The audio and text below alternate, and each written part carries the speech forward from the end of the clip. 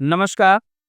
आज हमारे साथ खास बातचीत कार्यक्रम में हमारे मेहमान हैं भारत के चर्चित आईपीएस पंडित श्री जुगल किशोर तिवारी जी, जिन्होंने अपने सर्विस कार्यकाल में कई सारी उपलब्धियां देश के नाम प्रदेश के नाम करी और उनके कार्यकाल भी उन्होंने जो ऐतिहासिक कई ऐसे कार्य किए जिसकी वजह से उत्तर प्रदेश ने पूरे भारतवर्ष के आईपीएस और पुलिस सर्विस में सर्विस देने वाले अधिकारी कर्मचारियों के आईकॉन आदर्श के रूप में स्थापित भी हुए। आज हम उनके साथ हैं और सर का हम अपने कार्यक्रम बहुत बहुत स्वागत करते हैं।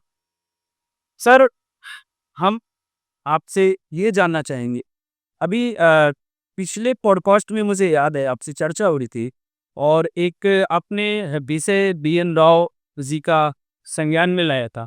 बी.एन. राव जी का मुझे याद है वो फरवरी में, और अब वो चर्चा पूरे भारतवर्ष में तेजी के साथ फैल रही है।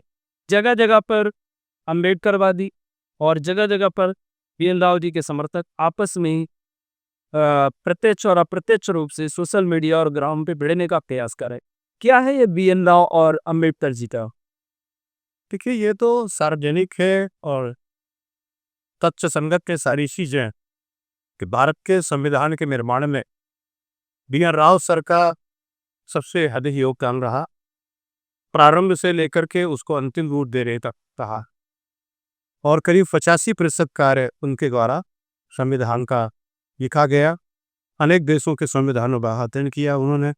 वहाँ से जो भारतीय परिवेश के लिए जो उपयुक्त प्रावधान थे वो सब उन्होंने सम्मिलित किए, संविधान सभा के सामने प्रस्तुत किए, जिसके अध्यक्ष है प्रथम राष्ट्रपति हमारे डॉक्टर राजेंद्र प्रसाद। और संविधान सभा में जिसमें सैकड़ों सदस्य थे, उनके अनुमोदन के बाद ये संविधान जो है पारित हुआ। ये दुर्भाग्य है हमारे देश का कि ऐसे महापुरुष का नाम संविधान निर्माता के रूप में नहीं सामने आ रहा। और आपने ये बात कही कि जो आमने सामने है, तो ये आमने सामने जैसी बात नहीं होनी चाहिए और ना इसका कोई अर्थ है, क्योंकि इसमें कहीं भी बी.एन. राव साहब की चर्चा भी उनके योगदान में डॉक्टर अंबेडकर से कोई मतलब ही नहीं। इसमें तो जो लोग इस पर बात कर रहे हैं वे तथ्य संगत बात है। जो जिसको स्वयं डॉक्टर अंबेडकर के कथन प्रमाणित कर रहे हैं, राजेंद्र प्रसाद जी का कथन प्रमाणित कर रहा है। आरडीआई से जो सूचना गृह मंत्रालय भारत सरकार ने दे दी है, हमारी महामहिम राष्ट्रपति द्रौपदी मुर्मू ने भी जिसका जिक्र किया है, और समय समय पर ये सारी जो चीजें सामने आई हैं जो तथ्यगत है, उसमें अगर बी.एन. राव साहब के योगदान की चर्चा हो रही है तो उसमें जो डॉक्टर अंबेडकर के प्रेमी है, मुझे नहीं लगता कि उनको कोई तकलीफ होनी चाहिए। निश्चित रूप से डॉक्टर भीमराव अंबेडकर बहुत बाद में प्रारूप समिति में आए और प्रारूप कई समितियां थी संविधान की जो अलग अलग विषयों को देख रही थी। डॉक्टर अंबेडकर प्रारूप समिति के अध्यक्ष थे जिसमें 7 मेंबर थे।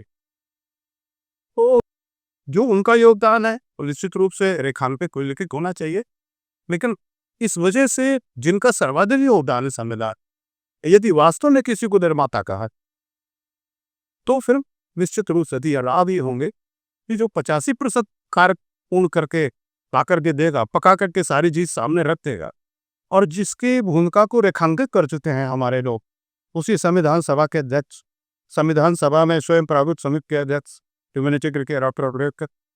तो ये तो मुझे लगता है मूर्खता है अगर आपस में दोनों के बीच में टकराव होता है तो, क्योंकि दोनों का अपना अपना व्यक्तित्व। यानी कोई अगर एक व्यक्ति की प्रशंसा करे और उसको दूसरे व्यक्ति से क्या लेना ले। अगर किसी को ये लगता है कि बी.एन. राव साहब की वजह से अंबेडकर का कद छोटा हो रहा है, तो ये मूर्खता है। जिसका जो कद है वही रहेगा। आप अनावश्यक रूप से किसी छोटे कद को बहुत बड़ा कद बना दोगे, एकदम तो तथ्य सामने आएगी। अब वो तथ्य निकल के संविधान वाले सामने आ रहे हैं, इसमें तो मुझे नहीं लगता कि कोई इस तरह की बात। कहीं अम्बेडकर के जो समर्थक हैं उनको ये डर तो नहीं सता रहा है कि जब असली संविधान निर्माता और असली संविधान की सारी सच्चाइयाँ सामने आएगी तो जो 10 वर्ष का आरक्षण अम्बेडकर जी का है वो कहीं खतरे में आएगा, कहीं हमारे आरक्षण पर ऐसा कुछ? नहीं नहीं नहीं, ऐसा कुछ नहीं है। अंबेडकर आरक्षण को बचाने के लिए थोड़ा बैठे। डॉक्टर अंबेडकर के बाद तो और आरक्षण बढ़ाए गए ना, बीच बीच में एजुकेशन में आरक्षण लाया गया, स्थानीय निकाय में आरक्षण लाया गया, तब डॉक्टर अंबेडकर नहीं थे। तो ये तो सोच गलत है, अपरिपक्व सोच है। निश्चित रूप से आरक्षण एक बहुत बड़ी बुराई है इस देश को, जो प्रतिभाओं के का हनन करती है। और किसी भी राष्ट्र की प्रतिभाओं के साथ भेदभाव हनन करना, इसका मतलब कि आप राष्ट्र के दुश्मन। राष्ट्र की प्रगति के लिए जो समर्पित और योग्य लोगों की जरूरत है, अगर आप उनको किनारे करके और उनके ऊपर आयोगों को बैठाते, जैसा कि रोज समाचारों में आप लोग सब देखते होंगे, पढ़ते होंगे कि सब 0 नंबर पा करके कोऑफिसर बन रहे, माइनस नंबर पा के कोऑफिसर बन रहे, और 99.99% लागा के बच्चों को एडमिशन नहीं मिल रहा। आप किस तरह का देश बनाना चाहते हो और इस राष्ट्र में क्या चाहते हो, वो एक अलग विषय है आज। लेकिन ये विषय उठाने से कोई ये सोचे कि इस वजह से आरक्षण समाप्त हो जाएगा, वो एक अलग बात है। आरक्षण समाप्त होना चाहिए। और हम लोग तो आरक्षण की बजाय संरक्षण की बात करते हैं, जो बृहद परिवेश में संरक्षण में जिस व्यक्ति को जिस चीज की आवश्यकता है, ये राज्य का दायित्व है, सरकार जिसकी हो उसका दायित्व है, उस व्यक्ति को संरक्षण दिया जाए, उसे आर्थिक जरूरत तो उसको स्कॉलरशिप दिया जाए, उसे बुक्स दी जाए, उसको एक्स्ट्रा अगर मंद बुद्धि है उसको एक्स्ट्रा कोचिंग दी जाए, उसको समर्थ बनाया जाए। कहीं ऐसा तो नहीं आपको लगता है कि भारत देश का संविधान ही थे और लोकतांत्रिक देश में रहने वाले सभी धर्म संप्रदाय के लोग सभी का एक समान चाहे फंडामेंटल राइट हो चाहे जो वो सब एक ही के बावजूद भी सामान्य वर्ग इस आरक्षण रूपी दंश को झेलता हुआ चला आ रहा है और अपने हक अधिकार की जब बात करता है तो आरक्षण प्रेमी और आरक्षण से पोषित होने वाले लोग ये कहते हैं कि आप संविधान का विरोध कर रहे हैं, आप बाबा साहब को नहीं मानते हैं। और क्या इसके पीछे की मंशा है और क्या कभी आरक्षण जैसा ये कहना चाहिए कि विषाद की खत्म हो पाएगा ऐसा? नहीं, निश्चित खत्म होगा अगर हम देश नहीं खत्म करना चाहते, यदि हम मानवता का नाश नहीं करना चाहते, यदि हम गृह युद्ध रोकना चाहते, तो आरक्षण को खत्म करना होगा और आरक्षण खत्म होगा नहीं। सही वास्तव में ये समझने की चीज है कि जो आरक्षित वर्ग में आने वाली जातियां हैं, ये उनके भी विरुद्ध है। ये बात समझ में नहीं आ रही, क्योंकि तत्काल में जो लाभ दिख रहा है, हमें हमेशा उदाहरण देता है कि हमारा जो लेफ्ट हैंड है ये कमजोर रख गया, क्योंकि हमने इससे चैलेंज एक्सेप्ट नहीं की, कोई भेदभाव नहीं करते, हमने इसको चुनौती नहीं दी। जब भी जरूरत पड़ी हमने दाहिने हाथ का इस्तेमाल किया, ये मजबूत हो गया। ठीक किसी प्रकार से आरक्षण है, यदि आप बच्चों को सक्षम नहीं बनाओगे, उनको चैलेंज करने के लिए तैयार नहीं करोगे, आप सपोर्ट करिए तो चैलेंज कर सकें। जैसे छोटे बच्चे को हम लोग खड़ा करने में सपोर्ट देते हैं कि सब वो खड़ा होना सीख जा, लेकिन हम उसको ये चैलेंज ही ना एक्सेप्ट करने दें तो विकलांग हो जाएगा। तो ये सरकारें पोर्ट के चक्कर में चाहती है तो बहुत बड़ा समुदाय को हम विकलांग कर दें, इससे जिंदगी भर ये हमारा मोहताज रहे और हमें बोल देता रहे, और यही वो कर रही थी कहीं ना कहीं। और पहली बात तो यह है कि जो विधान समस्या का समाधान है ही नहीं, एक वर्ग को छोड़िए, SC ST वर्ग पे, OBC वर्ग पे सैकड़ों जातियां आ रही है और लगातार इसकी वृद्धि पड़ रही है। पहले जाट हमारे OBC में नहीं आते थे, कुर्मी पहले अपने को कुर्मी क्षत्रिय लिखते थे, आप स्वाभिमान का नाश करते चले जा रहे हो। अब हमारे मराठे को अपने को बड़े बहादुर कौन समझते, वो भी आरक्षण मांग रहे हैं। वहाँ पाटीदार है, आम ओलंपिया गुजरात में जाकर पे जगह जगह ये सब चीजें, यानी आप पूरी जनता का स्वाभिमान मार देना चाहते हो।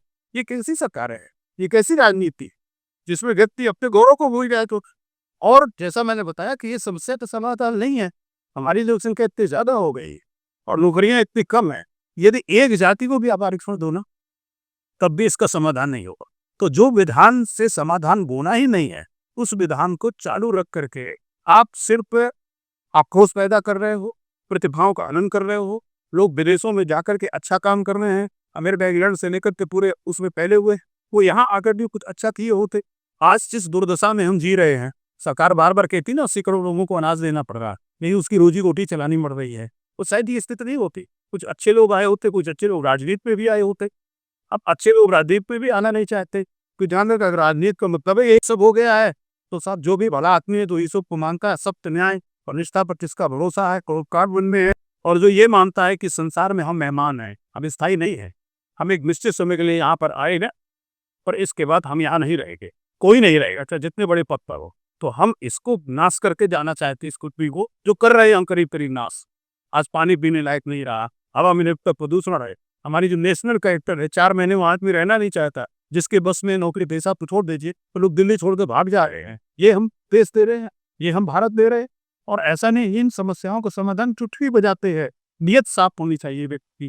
कंक्रीट के जंगल अब उदास के लिए याद है, सरकारें करना ही नहीं चाहती। बिल्कुल नहीं करना चाहती, क्योंकि उनको बहुत सा समाज में विद्वेष पैदा करके, जातिवाद और धर्म की लड़ाई करके फ्री में एक सबूपा छोड़ने से उनको वोट मिल जा रहा, कौन इसके लिए पेन लेगा? अब पेन उन्हें क्या लेना है? उन्हें नीतियां बनानी है। एग्जीक्यूशन तो जो है हमारा कार्यपालिका है, जिसमें पुलिस प्रशासन आदि विभिन्न विभाग आते हैं, वो करेंगे। लेकिन ये इच्छा शक्ति नहीं, ये सोच ही वहां कब नहीं जा पा रही है, क्योंकि सारी सोच आज की तारीख पे कुर्सी केंद्रित हो गई है। हमें अगर वोट मिल सकता है, कुर्सी मिल सकती है, हम किसी भी अपराधी से, किसी भी बेईमान से, किसी भी करप्ट से, किसी भी माफिया से समझौता करने को तैयार है। इसलिए माफिया जो का शासन है, आपके अलग चुनाव लड़ते जीत रहे हैं, मंत्री बने हुए हैं। महाभ्रष्टाचार जिनको एक दिन गाली देते हुए थकते नहीं के लोग, वो पार्टी में आ गए, कल तुम साफ सुथरे हो जा रहे। मुझे उदाहरण देने की जरूरत नहीं है, समझदार जनता के सामने सारी चीजें फिक्स। पंडित श्री जुगल किशोर तिवारी जी की जो मुहिम है, और अभी आपने एक अधिवेशन दिल्ली में किया, बड़ा सफल अधिवेशन रहा, जन सामान्य मंच। अगर जनता ये अवसर देती है कि आप पारदर्शिता की, निष्पक्षता की राजनीति, एक आदर्शवादिता की राजनीति को लेकर के भारत देश को सशक्त और विकसित बनाने के लिए आपकी मुहिम को एक्सेप्ट करती है, तो आपकी क्या योजनाएं रहेंगी और किस तरीके से आप जनता को डायरेक्ट क्या देने का प्रयास करेंगे जिससे जनता सीधे लाभान्वित हो और इन सारे दंशों से वो दूर हो पाए। आरक्षण, SC ST देखिए, जन सामान्य मंच जैसा कि नाम से है, ये सामान्य वर्ग के विषयों को लेकर के आगे आ रहा था। जिस वर्ग का सर्वाधिक योगदान है भारत की आर्थिकी में, भारत की आज़ादी से अगर आप प्रारंभ करें, भारत की आर्थिकी में, भारत की स्थिरता में, भारत की समृद्धि में, उस वर्ग के लिए एक भी नीतियां नहीं है। और उसके लिए सपोर्टिव नीतियां ना हो, लेकिन उसके विनाश के लिए लगातार नीतियां बन रही है। तो उसके लिए समाज और सरकार तक ये बातें पहुंचाना है सरकार की। राजनीति जैसा अभी इसमें कोई विषय नहीं है, वो तो बहुत बात की बात है। और अगर परिवर्तन हो जाए, अगर लोगों को सद्बुद्धि आ जाए, जैसे भगवान राम ने अमृत को भी मेरा था रावण के, और उनका का काज हमारा तास हित हुई, कुशन करे वित्त ही सोई, भैया अंदर तुम चले जाओ। तब तो रियंका देख चुकी थी, ट्रेलर हो चुका था हनुमान जी का। उन्होंने कहा कि आप जाओ, रावण से बात करो, यदि अपनी प्रवृत्ति बदल ले तो माया में से क्या आएगा। अगर व्यक्ति का स्वभाव बदल जाए, स्वभाव ही तो राक्षसी और देवी होता है, तो यदि राक्षसी स्वभाव है तो व्यक्ति राक्षस है, देवी स्वभाव हो तो देवी है। तो बोलेगा यदि उसकी प्रवृत्ति बदल जाए, वो अपनी गति स्वीकार कर ले, सीता मैया को वापस करते, फिर युद्ध करके पुनः दावा करने की क्या आवश्यकता है। यदि वर्तमान में जिन लोगों को राजनीति करने का शौक है, जो राजनीति के बिना जिंदा नहीं रह सकते, सोते जागते उठते बैठते परंपरागत राजनीति बच्चे करते आए, बच्चों से भी कराना चाहते, यदि वो लोग जाग जाए, वास्तव में वो जनहित की बात करने लगे। राजनीति का मतलब क्या है कि राज्य की सुव्यवस्था कैसे चले, उसके लिए नीतियों का निर्माण करना ही राजनीति है। आज दुर्भाग्य से जब से पार्टी को नीतियां बन गई, तो पार्टी कैसे मजबूत हो, पार्टी की लगातार सत्ता में पकड़ कैसे बनी रहे, उसके लिए नीतियां बनाई जा रही है। किस प्रकार की नीतियों से हमारा हमेशा के लिए कब्जा हो जाए प्रदेश में, राज्य में, गांव की गिरा कर जाकर के वहां की आर्थिक में, वहां की हर व्यवस्था में, इसके लिए नीतियां बन रही हैं। नीतियां इसके लिए नहीं बन रही है, जैसे मैंने बताया ना कि आजादी के इतने बाद पानी पीने को क्यों नहीं उपलब्ध हो पाया। यहाँ गंगा, यमुना और इतनी सदाबहानी नदियां और नर्मदा आदि कावेरी, जिसको मंत्र में हम लोग प्रयोग करते हो, को क्यों समाप्त होती चली जा रही है। जहाँ की वायु और प्रकृति, जहाँ 6 ऋतुएं होती हो, इस देश में एकमात्र भारत है जहाँ पर 6 ऋतुएं होती है, किसी देश में 6 ऋतुएं नहीं होती। आपको आपकी देवी थोड़ी बरसात दिख जाती है, गर्मी दिख जाती है, ठंडी दिख जाती है, कुछ देर बाद ये ऋतुएं भी समाप्त करने में समय पे ये ऋतुएं भी नहीं आ रही। तो हमने तो सर्वत्र नाश बो रखा है ना। और ये परिणाम किसका है? इसी राजनीति का परिणाम है। देश आजाद हुआ और अंग्रेज ना दाए पे काने अंग्रेज यहाँ पर आ गए, और वो सत्ता में वे लोग की इच्छा की दो भी चाहते सत्ता में पकड़ होनी चाहिए, उसके लिए कुछ भी करना पड़े, समाज का विभाजन करना पड़े, पाकिस्तान का निर्माण करना पड़े, गृहयुद्ध कराने पड़े, जाति जाति को लड़ाना पड़े, हिंदू मुस्लिम कराना पड़े। आज भी वही सब हो रहा है, उन्हीं नीतियों पर हम चल रहे हैं।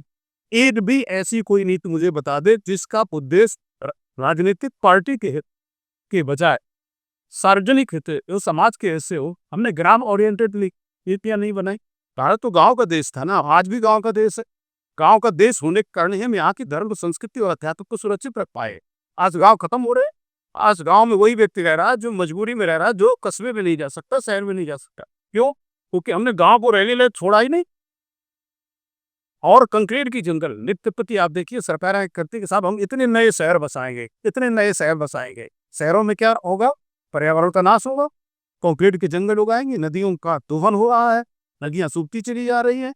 वो दिन दूर नहीं जो 20-25 वर्ष बाद जैसे सिंगापुर में सीवर का पानी पीती है वहां की जनता, सीवर का पानी पिया जा रहा सिंगापुर में, वही स्थिति भारत देश में आने वाली है। करीब करीब सीवर का पानी हम लोग पीने लगे हैं क्योंकि हमारी नदियों को सीवर बना दिया गया है।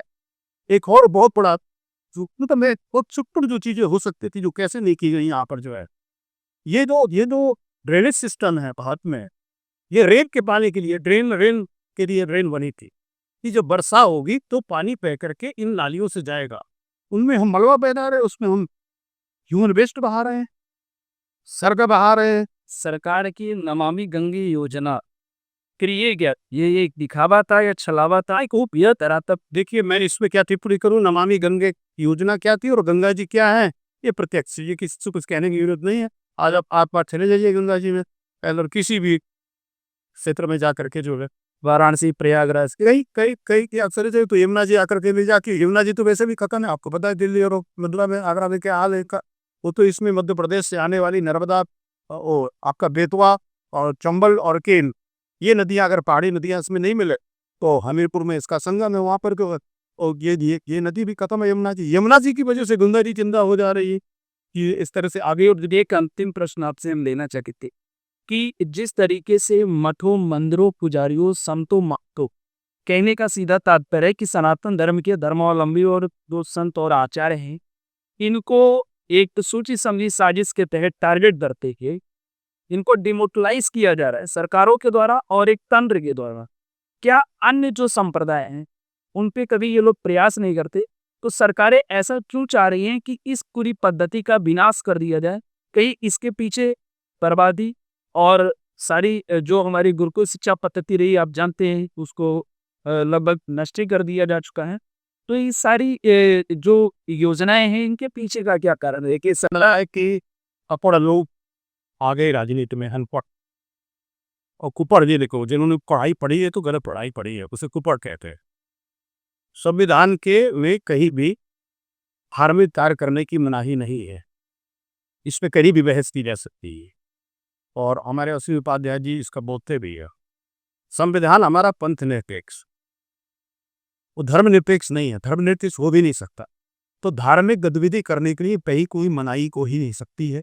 और ये गुम आदि के आयोजन और ये जो आपका सावन के महीने में जो सब कांवरियां और आदि जो होती है, ये धार्मिक आयोजन ही हो, दशहरा, दीपावली, सब इसको कोई मना नहीं सकता, सरकारी गंतव्य इसमें शामिल होता है। दुर्भाग्य यह है कि जब इन धर्मों के संरक्षण और पोषण की बात आती है या इनके विरुद्ध जो ईसाई मिशनरीज या लव जिहाद चल रहा है, उनके ऊपर जो कार्रवाई करनी चाहिए थी उस पर ये लोग नहीं करते। तो पता तो इनको भी है कि धर्म का कार्य करने से नहीं प्रोवाइडर, वास्तव में धर्म का कार्य करना ये तो सरकार का नहीं है, संविधान के अनुसार ये जन सामान्य का है, व्यक्तियों का है, लेकिन अधर्म पर नाश करना सरकार का काम है। तो जो अधर्म हो रहा है, अभी आप देख दोगे अम्बेडकरवादी 22 प्रतिज्ञाओं का नाम लेते हैं हार चुके हैं। तो ये जो अधार्मिक बातें की जा रही है वो उनके विरुद्ध जो सरकार को अभियान करना चाहिए उन्हीं। दूसरा, हमारे जो बड़े बड़े मंदिर है जहाँ करोड़ों अरबों की आय है, वो सरकार के अधीन है, जबकि अन्य संप्रदाय भी जो भी उनके, चाहे गिरजाघर हों, चाहे आपकी उनकी मस्जिदें हों, चाहे उनके मजार हों या जो भी है चर्च है, सब है, उन सब को तो कोई अधिग्रहण नहीं, हमारे मंदिरों का अधिग्रहण है। और उनके जो पैसा आ रहा है वो अन्य सारे कारोबार में लग रहा है। और हमारे यहाँ दो प्रकार के धार्मिक लोग भी हो गए। एक तो धार्मिक लोग हैं जो नेतागिरी करते हैं कि धर्म से कोई मतलब नहीं, को चोला धर्म का ओढ़े हुए हैं। सिर्फ जन जो हमारी सीधी सादी और धर्मप्राण जनता है सनातनी, चोला देख कर भी वो उन पर श्रद्धा करती है और वो सिर्फ वोट मांगते, नोट ले लेते हैं, वोट ले लेते हैं। इसको ऐसे व्यक्ति धर्म प्रिय सबसे खतरनाक काली नेमी इन्हीं को कहते हैं कि वेशभूषा बना के बैठे हुए हो और राम का नाम भी आप ले रहे हो, बड़े भारी भक्त दिखाई दे रहे हो, अंदर आपकी जो इच्छा है भोग करने की इच्छा है, क्योंकि सत्ता से बड़ा भोग कोई नहीं माना। हमारे और साथ कहता तपते राज राजते नरक, जब व्यक्ति कठोर तक करता है तो स्वराज की प्राप्ति होती है। और राज्य के कर्तव्यों का निर्वहन करना बहुत कठिन है। जैसे पिता परिवार के कर्तव्यों का निर्वहन करता है, राजा क्या होता है, राजा आज की तारीख में हमारे उपमुख्यमंत्री और प्रधानमंत्री राजा है। कोई देश का है, मुख्यमंत्री जितने वो अपने अपने राति पे, और उसमें जब आपके कर्तव्यों का निर्वहन नहीं करना तो आपको नरक जाने जा, तो उसमें हमारे दो ये लोग प्रवेश कर चुके हैं। शेष जो हमारे वाकई मार्गदर्शक है और जो सनातन कर्म के शीर्षस्थ हैं, परम पूज्य जगत गुरु भगवान शंकराचार्य, उनकी उपेक्षा हो रही है। उसकी समाज ये लोग भी उपेक्षा कर रहे हैं क्योंकि उनको अपने धर्म की गहन जानकारी नहीं है, पता नहीं है कि हमारा है असली कौन, हमें मार्गदर्शन कहाँ से मिलेगा, कौन वास्तव में हमारे धर्म के खोदा है, किन से हमको गाइड बोना है। उनको गाइड करने के लिए छद्म जो है, मैं बता रहा हूँ, वही कालीनेप टाइप के जो अपना बिजनेस और धंधा चला रहे हैं, जिससे को गाय बजा करके जिनके लाखों 10 लाख 20 लाख के पांडाव बनते हैं और 20-20 से राजनीतिक पार्टियों का हुक्का भरते दिखाई देते हैं, विभिन्न राजनीतिक पार्टियों के प्रचार के लिए काम करते दिखाई देते हैं। धर्म उनको जनता को धर्म प्राण बना के, धर्म यानी सत्य निष्ठा को उपकार के रूप में जनता को जागृत करने के बजाय वो उनको अपना भक्त बना करके और फिर उनके श्रद्धा का दोहन कर रहे। तो दोनों तरह के लोग इस समय समाज में है। हमें असली धार्मिक लोगों को पहचाना है। असली, एक बार लोगों ने स्वामी विवेकानंद से प्रश्न किया कि स्वामी जी, बहुत लोग संत वेश में ऐसे घूमते हैं लेकिन अंदर से बहुत कुछ और है, उनके अंदर अलग अलग प्रकार की लालसाएं हैं, तो हम कैसे पहचाने कि वास्तव में संत कौन है। उन्होंने कहा था कि जो कोई व्यक्ति आपकी से कुछ लेने के चक्कर में हो, आपसे सेवा कराने के चक्कर में, उसे संत देश में आप भूत समझिएगा, उसको बिल्कुल सत्य न समझिएगा। और जो व्यक्ति आपको कुछ देना चाहता हो, देने का मतलब वो आपको ज्ञान दे सकता है, आपको दिशा दे सकता है। देने का मतलब ये नहीं था आपको पैसा दे दे या पद दे दे, पैसा पद संत के पास कहाँ से होगा, लेकिन वो आपको कोई समझ दे देगा, आपको कोई जीवन यापन का सूत्र दे देगा, आपको सुखी जीवन जीने के लिए क्या नियम है वो बता देगा। आप स्वस्थ रहे, प्रसन्न रहे, उसके लिए आपको क्या करना है। जैसे हमारे प्रेमानंद महाराज जी, जो भी जिस वर्ग का लोग जाते हैं उसको बताते हैं, उसको मार्गदर्शन करते हैं। तो ये हमारे संत है, ना कि संत बनकर के आपसे वोट मांगने चलाए, ना कि संत बनकर के आपकी लड़ाई ला दे दूसरे से, ना कि संत बनकर के जाति विशेष का वो पुरोधा बन जाए जो है, ना कि संत बन के आपको उत्पीड़न करने लगे, और ना कि संत बन के दूसरे के पंथ को गाली गलौज करने लगे, या हमारे परम पूज्य शंकराचार्य स्वामी भगवानों के विरुद्ध जो है कोई बात कहने लगे क्योंकि उनकी कोई बात हमें प्रिय नहीं लग रही है। तो इस वजह से हम अपने भगवान के क्रोध में हो जाए। ये हमारे सामान्य लोगों को, यदि उनमें जरा भी हिंदुत्व की भावना, सनातन की भावना और अपने को हिंदू कहते हैं, तो परम पूज्य भगवान शंकराचार्यों पर टिप्पणी करने का कोई अधिकार नहीं। उनकी बातों को आंख मूंद करके जिस दिन हम लोग पागे पढ़ना शुरू कर देंगे, और मजे की बात, तो कोई बात उनकी व्यक्ति के विरुद्ध तो हो सकती है, सत्ता प्रतिष्ठान की विरुद्ध तो हो सकती है, और क्यों नहीं होगी, क्योंकि वो आज जमाने वाले हैं। धर्म दंड तो उन्हीं के पास होता था। जिस सनातन परंपरा में बात कर रहे हैं, राजदंड राजा के पास होता था, लेकिन राजा को भी जो दंड देने की शक्ति होती थी धर्म दंड की, वो हमारे इन्हीं आचार्यों के पास होता था। तो वो आचार अब दंड तो नहीं दे पा रहे इस लोकतंत्र में, लेकिन कम से कम वो आलोचना तो कर सकते हैं, जनता का मार्गदर्शन तो कर सकते हैं, क्योंकि उनकी कोई लिप्सा होने को उनसे लाभ नहीं चाहिए। जैसे अखाड़ों को करोड़ों करोड़ों रुपया दिया जाता कुंभ में, पर पूज्य शंकराचार्यों को आपके नीचे क्या दिया गया, और दिया भी गया तो उनकी कोई अपेक्षा नहीं किसी से। तो यही हमारे सामान्य लोगों को समझना है, और जिस दिन हम लोग उनको फॉलो करना शुरू कर देंगे, उनकी बातों को मानना शुरू कर देंगे तन मन धन से, और जरूरत पड़ी तो जीवन से आत्मा करने के प्रारंभ कर देंगे, उस दिन सनातन हिंदुत्व की प्रतिष्ठा हो जाएगी। और तब उसी तरह की राजनीति भी होने लगी, क्योंकि राजनीति तो अपनी कुर्सी को देखते ही बदलते हैं, इनका अपना कोई सिद्धांत नहीं है। ये मुझे एक एक करके बताने की आवश्यकता नहीं, ना इनके लिए कोई गंगा मैया है, ना इनके लिए कोई राम सीता कृष्ण है, इनके लिए कुछ नहीं, एक मात्र वोट है। अपने सारे कर्मकांड आप कराएंगे, देखते होंगे, और सोशल मीडिया में आकर के विरोध करेंगे सबका जो है। तो ये सिर्फ जनता को प्रवृत्त करके एक एक प्रकार अब इस तरह की चीजें जो है वो कार्य करे। बहुत बहुत धन्यवाद हमारे साथ पंडित श्री तिवारी जी। मुखरता पूर्वक उन्होंने सभी प्रश्नों के सटीक जवाब दिए, संतोषजनक जवाब दिए। सर का बहुत बहुत धन्यवाद।